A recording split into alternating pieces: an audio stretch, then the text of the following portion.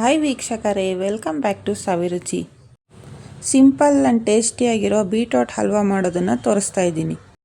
ಇದಕ್ಕೆ ನಾನಿಲ್ಲಿ 1 beetroot, 1 cup ಬೆಲ್ಲದ ಪುಡಿ ಮತ್ತು ಅದೇ ಕಪ್ಪಲ್ಲಿ 1 ಕಪ್ ಕಾರ್ನ್ಫ್ಲೋರ್ ಪುಡಿನ ತೊಗೊಂಡಿದ್ದೀನಿ. ಬೀಟ್ರೋಟ್ನ ಸಣ್ಣಕ್ಕೆ ಹೆಚ್ಚಿಬಿಟ್ಟು ಮಿಕ್ಸಿ ಜಾರಲ್ಲಿ ಹಾಕಿ ಸ್ವಲ್ಪ ನೀರು ಹಾಕಿ ಇದನ್ನು ಚೆನ್ನಾಗಿ ಜ್ಯೂಸ್ ಥರ ರುಬ್ಕೋಬೇಕಾಗತ್ತೆ. ತುಂಬ ಜ್ಯೂಸ್ ಥರ ಬೇಡ, ಸ್ವಲ್ಪ ಥಿಕ್ನೆಸ್ ಆಗಿದ್ದರೆ ಚೆನ್ನಾಗಿರುತ್ತೆ. ಈ ಕನ್ಸಿಸ್ಟೆನ್ಸಿಲಿದ್ದರೆ ಸಾಕು.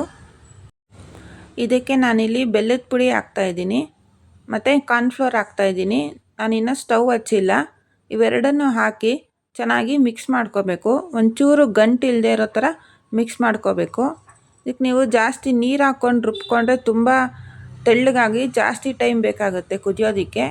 ಸ್ವಲ್ಪ ಥಿಕ್ನೆಸ್ ಆಗಿ ರುಬ್ಕೊಂಡು ಈ ಥರ ಬೆಲ್ಲದ ಪುಡಿ ಕಾರ್ನ್ಫ್ಲೋರ್ ಮಿಕ್ಸ್ ಮಾಡಿ ಚೆನ್ನಾಗಿ ಮಿಕ್ಸ್ ಮಾಡಿಕೊಂಡ್ರೆ ಬೇಗ ಆಗೋಗ್ಬಿಡುತ್ತೆ. ಈಗ ಇಲ್ಲಿ ಗಂಟು ಇಲ್ಲದೆ ಇರೋ ಥರ ಚೆನ್ನಾಗಿ ಮಿಕ್ಸ್ ಮಾಡ್ಕೊಂಡಿದ್ದಾಗಿದೆ. ಈಗ ಸ್ಟವ್ ಹಚ್ಚಿದ್ದೀನಿ. ಸ್ಟವ್ ಆನ್ ಮಾಡಿ ಚೆನ್ನಾಗಿ ಇದನ್ನು ಈ ಥರ ಮಿಕ್ಸ್ ಮಾಡ್ತಾ ಇರಬೇಕು. ಒಂದು 5ರಿಂದ 8 ನಿಮಿಷಕ್ಕೆಲ್ಲ ಈ ಥರ ಗಟ್ಟಿಯಾಗೋಗುತ್ತೆ. ಈ ಥರ ಥಿಕ್ನೆಸ್ ಆದಮೇಲೆ ನಾನಿಲ್ಲಿ 2 ಸ್ಪೂನ್ ತುಪ್ಪ ಹಾಕ್ತಾಯಿದ್ದೀನಿ. ತುಪ್ಪ ಹಾಕೋದ್ರಿಂದ ಫ್ಲೇವರು ತುಂಬ ಚೆನ್ನಾಗಿರುತ್ತೆ ಮತ್ತು ಹಲ್ವಾಗೆ ಒಳ್ಳೆ ಶೈನಿಂಗ್ ಬರುತ್ತೆ, ತುಂಬ ಟೇಸ್ಟಾಗೂ ಇರುತ್ತೆ. ಇದನ್ನು ಚೆನ್ನಾಗಿ ಕೈ ಆಡ್ತಾ ಇರಬೇಕು. ಹಾಗೆ ಬಿಟ್ಟರೆ ಈ ತಳ ಎಲ್ಲ ಅಂಟ್ಕೊಂಡು ಸೀದೋಗ್ಬಿಡುತ್ತೆ. ನೋಡಿ, ಈ ಥರ ಚೆನ್ನಾಗಿ ಎದ್ದು ಬರಬೇಕು, ತಳ ಬಿಟ್ಟು ಬರಬೇಕು. ಅಲ್ಲಿ ತನಕ ಚೆನ್ನಾಗಿ ಕೈ ಆಡಬೇಕು. ಈಗ ಡ್ರೈ ಫ್ರೂಟ್ಸ್ ಎಲ್ಲ ಹಾಕ್ತಾಯಿದ್ದೀನಿ. ನಿಮ್ಗೆ ಯಾವ್ದು ಇಷ್ಟ ಆಗುತ್ತೆ ಆ ಡ್ರೈ ಫ್ರೂಟ್ಸ್ ಎಲ್ಲ ಹಾಕ್ಕೋಬೋದು. ಈಗ ಸ್ಟವ್ ಆಫ್ ಮಾಡಿ ಒಂದು ಬಾಕ್ಸಲ್ಲಿ ಎಣ್ಣೆ ಅಥವಾ ತುಪ್ಪ ಹಾಕ್ಕೊಂಡು ಬಾಕ್ಸ್ ಫುಲ್ಲು ಸವರ್ತಾ ಇದ್ದೀನಿ. ಈ ಥರ ಮಾಡೋದ್ರಿಂದ ನಿಮಗೆ ಯಾವ ಶೇಪ್ ಬೇಕೋ ಆ ಶೇಪಲ್ಲಿ ಮಾಡ್ಕೋಬೋದು. ರೌಂಡ್ ಬಾಕ್ಸಲ್ಲೂ ಹಾಕ್ಕೋಬೋದು.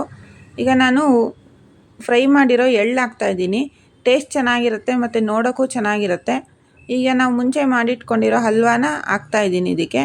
ಇದು ಹಾಕಿ ಒಂದು 2 ಅವರ್ಸ್ ಹಾಗೆ ಬಿಡಬೇಕು. ಫ್ರಿಜ್ಜಲ್ಲೂ ಇಡ್ಬೋದು, ಹಾಗೇನೂ ಇಡ್ಬೋದು. ಈ ಥರ ಮಾಡಿ ತಣ್ಣಗಾದ್ಮೇಲೆ ನಿಮ್ಗೆ ಯಾವ ಶೇಪ್ ಬೇಕೋ ಆ ಶೇಪಲ್ಲಿ ಕಟ್ ಮಾಡ್ಕೋಬೋದು. ತುಂಬ ಟೇಸ್ಟಿಯಾಗಿ ಹೆಲ್ತಿಯಾಗಿ ಚೆನ್ನಾಗಿರುತ್ತೆ. ಈ ರೆಸಿಪಿ ನಿಮಗೆಲ್ಲ ಇಷ್ಟ ಆಗಿದೆ ಅಂದ್ಕೊಂಡಿದ್ದೀನಿ. ಮನೆಯಲ್ಲೆಲ್ಲ ಒಂದ್ಸಲಿ ಟ್ರೈ ಮಾಡಿ ಕಮೆಂಟ್ ಮಾಡಿ ತಿಳಿಸಿ ಯಾವ ಥರ ಬಂದಿದೆ ಅಂತ. ಇದೇ ರೀತಿ ಇನ್ನೂ ಹೆಚ್ಚಿನ ರೆಸಿಪಿಗಾಗಿ ಸವಿರುಚಿ ಚಾನೆಲ್ನ ಸಬ್ಸ್ಕ್ರೈಬ್ ಮಾಡಿ, ಲೈಕ್ ಮಾಡಿ, ಶೇರ್ ಮಾಡಿ, ಕಮೆಂಟ್ ಮಾಡಿ.